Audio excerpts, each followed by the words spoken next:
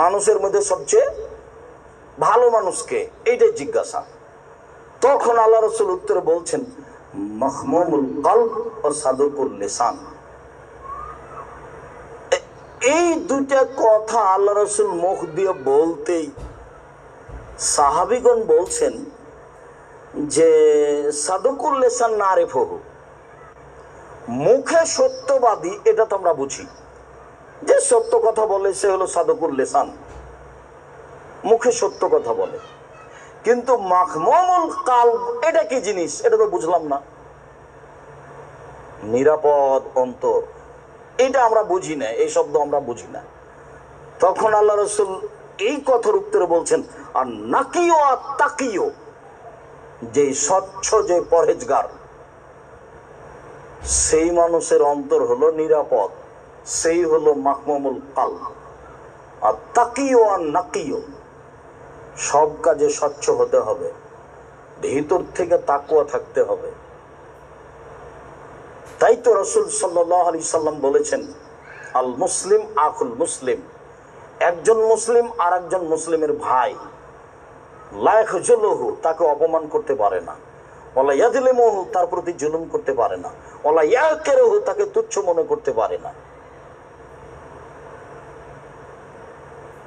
ইন্নামাল মুমিন হারামুন মালুহু ওয়া দামুহু ইরজুহু, একজন মুসলিম আর একজন মুসলিমের জন্য তার রক্ত হারাম, তার সম্পদ হারাম, তার মান সম্মানের হানি করা হারাম।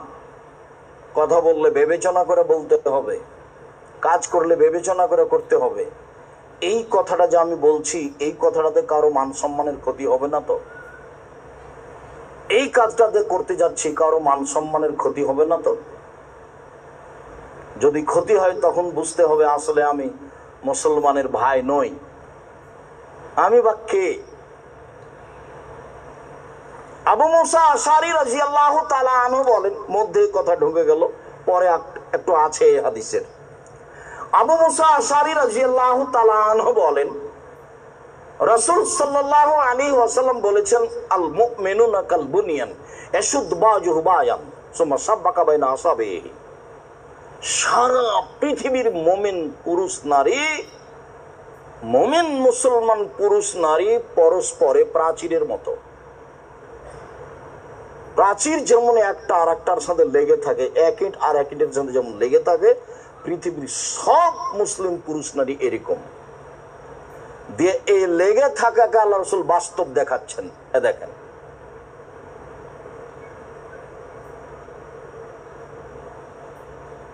এটা যেমন বাস্তব লেগে গেল, বাস্তব দেখাতেন কতগুলো জিনিস। এইভাবে পুরুষ নারী সবাই একসাথে একবারে আল্লাহর হস্তে। মাওলানা যখন একজনের সুযোগ পাচ্ছে কিছু বলতে, একবারে ধুয়ে ছেড়ে দিচ্ছে। আমি তো ইউটিউব দেখি না, দেখতেও জানি না, সহজে আমি কাউকে জিজ্ঞাসাও করি না কে যে কাকে ধুয়ে ছাড়ছে, আল্লাহ ভালো জানে। ইউটিউব নাকি হাইকোর্ট আর জজ কোর্ট, মানে বিচার করে নিচ্ছে সুন্দর করে। বিচার কিন্তু আবার হবে, হুজুর কিন্তু বুঝতে পারে না, হুজুর নিজেও বুঝেনি যে কারোর বিরুদ্ধে লড়ে আলেম হওয়া যায় না, কারো বদনাম করে আলেম হওয়া যায় না, কারোর পিছনে লেগে আলেম হওয়া যায় না, এর না আলেম নয়। এ হলো ওই মানুষ যার ব্যাপারে আল্লাহ রাসূল বলেছেন যে ওই মাওলানা মানুষ হচ্ছে কসমে ওই বাতির মতো, যে বাতি নিজে জ্বলতে জ্বলতে নিজে শেষ হয়ে যায়, নিজে আলো পায় না, অপরকে আলো দেয়।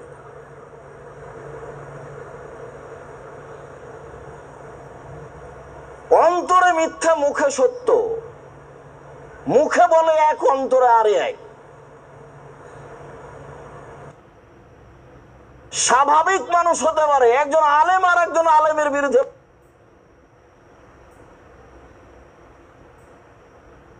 লড়তে পারে কি করে? আপনাকে অবাক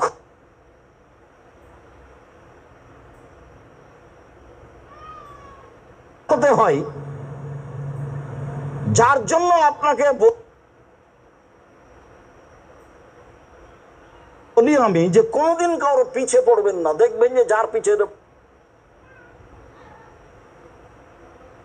পড়েছেন আপনি খাটো করার জন্য, সে তার চেয়ে আপনার উপরে হয়ে গেছে, তখন আপনি কি করবেন? মদিনা বিশ্ববিদ্যালয়ের একজন ডক্টর জায়েদ মোহাম্মদ আল জোহানি, ডক্টর জায়েদ মোহাম্মদ আল জোহানি বছরের কিছু বেশি আসছে, উনি বাংলাদেশে গেছিলেন। তো আমি জামিয়া সালাফিয়া থেকে 4 জন বড় মাওলানাকে পাঠিয়েছিলাম। তার মধ্যে একজন ছিলেন বাংলাদেশি আর 3 জন ছিলেন ইন্ডিয়ান, যারা মদিনা বিশ্ববিদ্যালয়ের শিক্ষক, যার মধ্যে একজন ছিলেন জামিয়া সালাফিয়া বানারসের শিক্ষক মুহাদ্দিস, উনি এখনো জামিয়া সালাফিয়া আছেন, তারা সরকারিভাবে এসে আছে। জামিয়া সালাফিয়া সরকার অনুমোদিত ফাউন্ডেশনের অধীনে চলে, যার কারণে পৃথিবীর যে কোনো জায়গা থেকে সেখানে শিক্ষক যেতে পারে। এখন যিনি আছেন তিনি হচ্ছেন শেখ মনসুর খালাফ, মদিনা বিশ্ববিদ্যালয়ের টিচার। এর আগে যিনি 4 মাস ছিলেন ইনি হচ্ছেন ডক্টর জোহানি। তো ইনারা খুব চেষ্টা করলেন জামিয়া সালাফিয়া নিয়ে আসার জন্য, তখন এনাদেরকে উত্তর দেওয়া হলে যে উপর থেকে আমাদের অনুমতি নেই, তাই পাঠাতে পারছি না। আর উনি বললেন যে আমার কোনো সমস্যা নেই, আমি যেতে পারি। তো ডক্টর জোহানি বললেন আমি যেতে পারি, আর জোহানি বুঝলেন যে উপর থেকে আমার নিষেধাজ্ঞা আছে, সেই জন্য আমি যেতে পারছি না। তো কয় মাস পরে জোহানি নিজে জামিয়া সালাফিয়া গিয়ে 4 মাস থাকলেন। এবার বুঝা গেল না কথা? মনে হয় একদিন আনা যাচ্ছিল না যে লোককে 1 ঘন্টার জন্য, সে লোক কয় মাস পরে কি হলো? 4 মাস থাকলেন। কোনো দিন মানুষের পিছনে পড়বেন না, যা হবে হবে, কাজ করবেন আল্লাহর উপরে ভরসা করে, যা ছোটখাটো করবেন, মানুষের পিছনে পড়ে কোনোদিন কাজ করবেন না। কই মানুষের পিছনে না পড়ে কাজ করা যায়? আমি তো কোনো সমস্যা বুঝি না। আমি যেটা মুখে বলেছি সেটা আমি তার বাস্তব দেখতে পাচ্ছি আলহামদুলিল্লাহ। 2013 সালের 24 আগস্ট রোজ মঙ্গলবার জামিয়া সালাফিয়া হাঁটাবো, বীরহাটাবো, রূপগঞ্জ, নারায়ণগঞ্জ, ঢাকা, কাঁঠাল গাছের নিচে বলেছিলাম আমার হাতে টাকা নেই, কথা সত্য, এখানে প্রতিষ্ঠান গড়বে, এই কথা সত্য, ইনশাল্লাহ গড়বেই গড়বে, অবধারিত গড়বে, নিশ্চিত গড়বে, গড়বেই গড়বে, ইনশাল্লাহ গড়বে। সেই প্রতিষ্ঠানটা এখন কিনা জমি 51 বিঘা, সব মিলে এখন 77 বিঘা জমির উপর অবস্থান করে। পূর্বাচল 21 নম্বর সেক্টরের সাথে লাগা। আপনি অবাক হবেন, প্রতিষ্ঠানের একদিক থেকে একদিক 9 পয়েন্ট কমে 1 কিলোমিটার। যেখানে একটা মসজিদ নির্মাণ চলছে 6 বিঘা জমির উপরে। কতখানি জমির উপরে? 6 বিঘা 2 একর। বহুজন আমাকে বলেছে যে কুয়েত হোক, কাতার হোক, সৌদি আরব হোক, এটা দরখাস্ত পেশ করা যায় না। সে এত বড় মসজিদকে করতে চাইবে না, গরিব মানুষেরা করবে, চিন্তা করি না, খালি দোয়া করেন। আমরাই লাগে পড়ে 5 টাকা, 50,000 টাকা, 2,000 টাকা, 5,000 টাকা, 50,000 টাকা দিয়ে করবো ইনশাআল্লাহ। প্রায় 2 কোটি টাকার পাইলিং চলে গেছে। তো টাকাটাকে আমরা বানালছি, টাকসাল আছে, আমরা বানাবো, সম্পূর্ণ জমি কিনা হয়ে যাবে ইনশাল্লাহ। আপনাকে দোয়া করতে হবে, আল্লাহ তুমি জামিয়া সালাফে কবুল করো, পথ সহজ। যেটুকু করবেন কাজ, সেইটুকু আল্লাহর উপরে ভরসা করে সদাচরণ দিয়ে কাজ করবেন, সফল হবেন ইনশাল্লাহ। দেখবেন যে আপনি একটা সফল পথে আছেন। আর পিছনে পড়লেই খালি মন খারাপ হবে, কষ্ট পাবেন, রাতে ঘুমাতে পারবেন না। পরে দেখবেন যে যার পিছনে লেগেছিলাম সে আগে চলে গেছে, কি হবে তখন? পরটা দেখিয়ে না, শুধু খালি আপনারটা দেখবেন, আর আপনারটা আল্লাহকে বলবেন। আবু হুরায়রা রাদিয়াল্লাহু তাআলা আনহু বলেন, রাসূল সাল্লাল্লাহু আলাইহি সাল্লাম বলেছেন, আল মুমিনুন কারাজুলিন ওয়াহিদ, সারা পৃথিবীর পুরুষ নারী, মুমিন পুরুষ নারী একজন মানুষের মতো। এজাস্তাকা আইনহু ইস্তাকা কুল্লুহু, অজাস্তাকা রাসহু ইস্তাকা কুল্লুহু। যদি চোখে ব্যথা হয় সম্পূর্ণ শরীরে ব্যথা বুঝতে পারেন। কেউ যদি বিপদে পড়ে তাহলে আপনাকে ব্যথা বুঝতে হবে, তার মানে আপনি মোমেন, আপনার ভিতরে সদাচরণ আছে।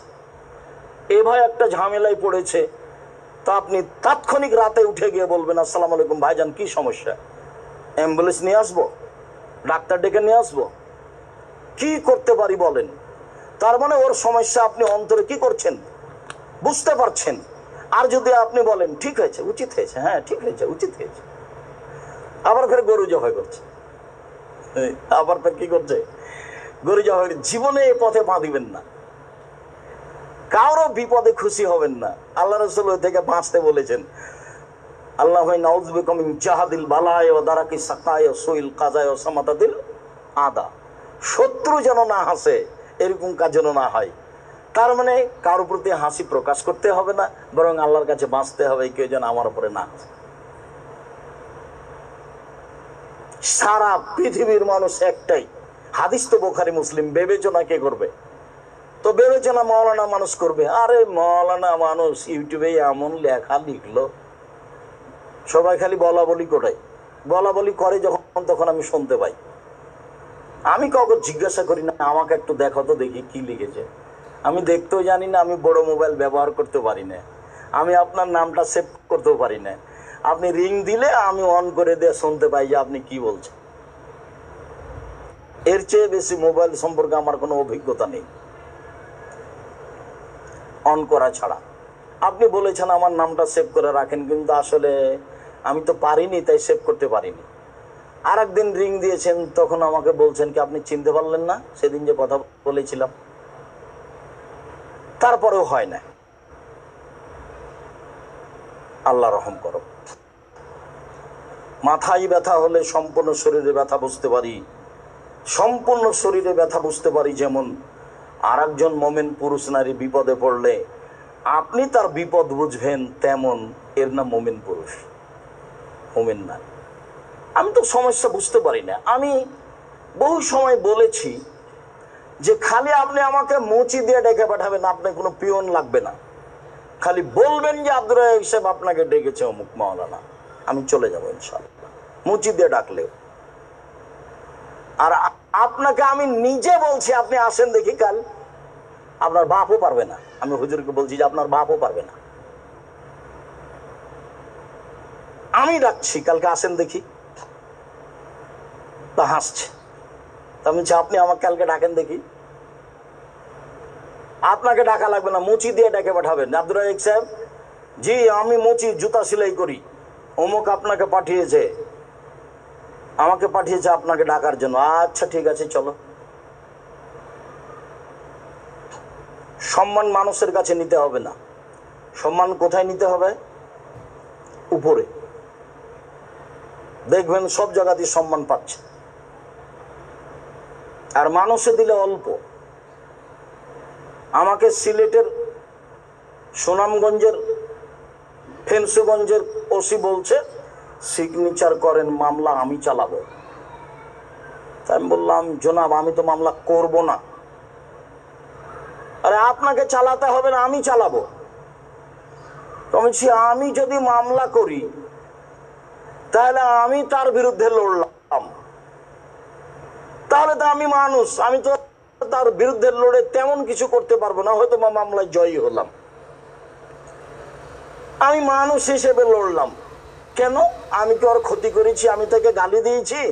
ও গাড়ি কেন আক্রমণ করে আমাকে মারবে কেন? বিচার উপরওয়ালা করতে পারে না? ও করুক, বিচার ওর কাছে দিয়ে দিয়েছি, ও করতে পারে। কেমন করা লাগবে ভালো বুঝে, এবং যেমন করা লাগবে তেমনি করবে। 5,000 কোটি টাকা মামলার মূল্য। আমি মানুষের হানি করেছি, তাই সিলেট কোর্টে 5,000 টাকা, 5,000 কোটি, 5,000 কোটি টাকার আমি মানের হানি করেছি। কি? আমি বলেছি কবি নজরুল ইসলাম বলেছেন মসজিদের পাশে কবর দিও ভাই, তাহলে এই গুনাহগার কবর আজাব হতে পাইবে রেহাই। আমি বলেছি ভুল বলেছেন নজরুল ইসলাম সাহেব। মসজিদের পাশে কেন? কাবা ঘরের নিচে ঢুকিয়ে দিল লাভ হবে না, বিচার আমল দিয়ে হবে। বিচার কি দিয়ে হবে? আমল দিয়ে হবে। তো আমি মান সম্মানের হানি করলাম কোথায়?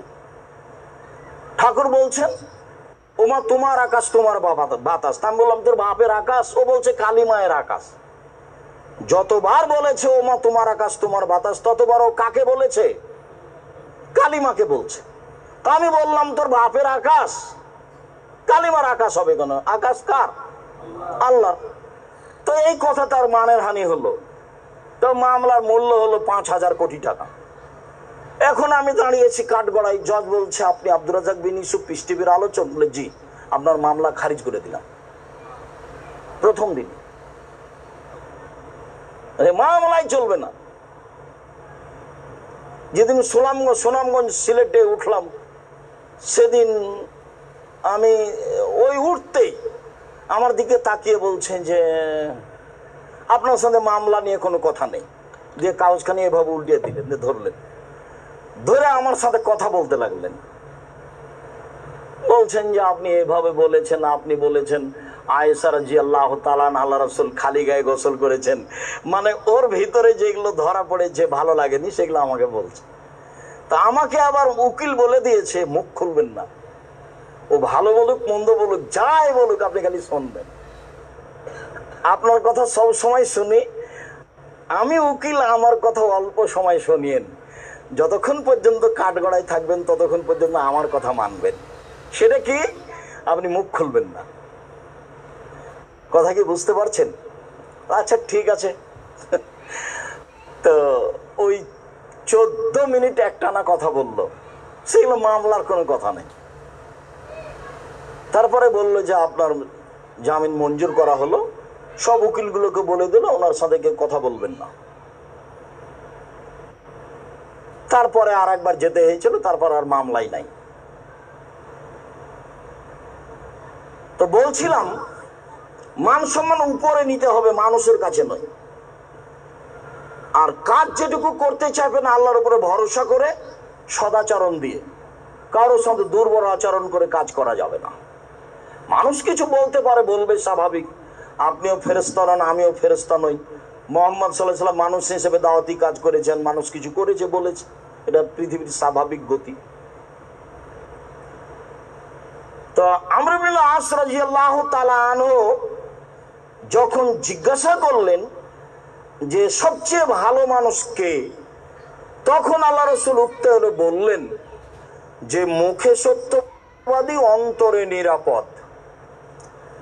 তো সাহাবীগণ বললেন মুখে সত্যবাদী কথা বুঝি, অন্তরে নিরাপদ কথা বুঝি না।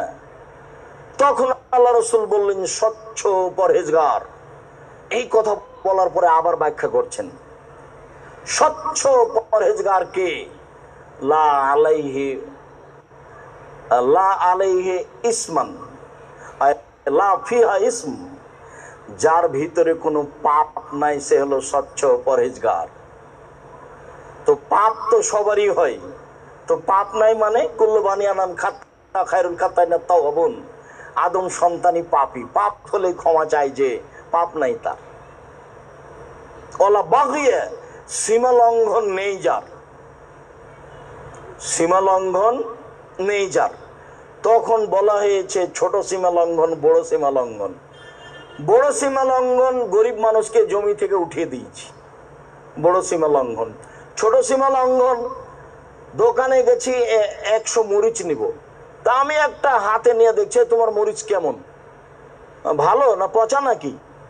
তো এখন দাঁড়ি পাল্লা 100 হয়ে গেছে, আপনি হাতের মরিচটা কোথায় রাখবেন? পাল্লা তো ঠিক হয়ে গেছে, হাতের মরিচটা আপনাকে তার ডালিতে রাখতে হবে, নইলে আপনার ভিতরে সীমা লঙ্ঘন আছে। তারপরে আল্লাহ রাসূল বললেন ওয়ালা হাসাদা, হিংসা নেই যার, সেই হলো স্বচ্ছ পরহেজগার, সেই হলো তার অন্তর নিরাপদ। যার হিংসা নেই কারো ব্যাপারে, মুখে সত্যবাদী, অন্তরে নিরাপদ। অন্তরে নিরাপদ থাকতে হলে কারো ব্যাপারে হিংসা থাকতে হবে না। কারো দোষ ত্রুটি জানতে পারলে সেটা ঢেকে দিয়ে দিতে হবে। মান সাতারা মুসলিমান সাতারাহুল্লাহু ফিদ দুনিয়াল আখিরা। কেউ যদি মুসলমানের দোষ ত্রুটি ঢাকে, আল্লাহ তার দোষ ত্রুটি বিচারের মাঠে ঢেকে দিবেন। এই আশায় মানুষের পিছে পড়তে হবে না। সম্মানিত দিনী ভাই, বলছিলাম আলোচনার শেষে চলে আসলাম। খুব গুরুত্বপূর্ণ আরো দুটি হাদিস। এক, সাওবান রাদিয়াল্লাহু তাআলা আনহু বলেন, রাসূল সাল্লাল্লাহু আলাইহি ওয়াসাল্লাম বলেছেন,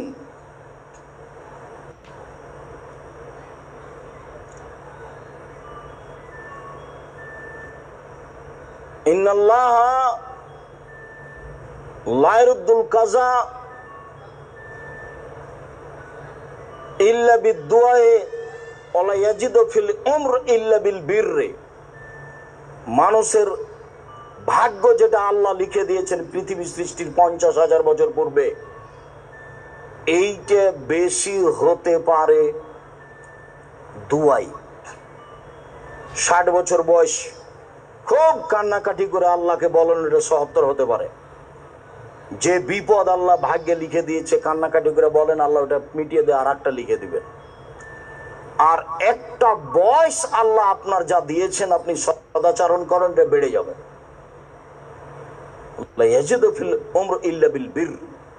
সদাচরণ দিয়ে মানুষের বয়স বেশি হয়। সদাচরণ দিয়ে মানুষের কি বেশি হয়? বয়স বেশি হয়। দোয়া দিয়ে মানুষের ভাগ্য পরিবর্তন হয়। শুনে থেকে হবে না, যে কোনো মূল্যে সদাচরণে যেতে হবে। যে কোনো মূল্যে যখন তখন দোয়া করার পথে নামতে হবে। আরেকটা হাদিস, আনাস রাদিয়াল্লাহু তাআলা আনহু বলেন, রাসূল সাল্লাল্লাহু আলাইহি সাল্লাম বলেছেন, এই ছেলে, আমরা তো আছি, আমাদের এখনো তো কাজে ব্যস্ত হতে হবে না, যার কারণে আমি অত মেহমানি ভালোবাসি না। ওই খাওয়ার ব্যবস্থা করতে গিয়ে আমরা মূল কিছু হারাবো, এটা চাই না। আনাস রাদিয়াল্লাহু তাআলা আনহু বলেন, মান আহাব্বা আইয়ুবসাতা লাহু ফি রিজকিহি ওয়া ইনসাহু লাহু ফি আসারিহি। যে চায় যে আল্লাহ তার রুজি বেশি করে দেখ, যে চায় যে আল্লাহ তার বয়স বেশি করে দেখ, আল্লাহ যেটা রুজি আছে ওটা আমার বেশি করে দাও, ব্যবসাটা আমার বড় করে দাও। 5 লক্ষ টাকার আছে 50 লক্ষ টাকার করে দাও, 2 কোটি টাকা আছে 50 কোটি টাকা করে দাও। রুজি তুমি বেশি করে দাও, আরেকটা বয়স তুমি বেশি করে দাও। তাহলে কাজ কি করতে হবে? ফালিয়াসিল রাহিমাহু, সদাচরণ করতে হবে। সদাচরণে বয়স বেশি হয়, সদাচরণে রুজি বেশি হয়, সদাচরণে বয়স বেশি হয়, সদাচরণে রুজি বেশি হয়, সদাচরণে দামি জান্নাত পাওয়া যায়। সদাচরণ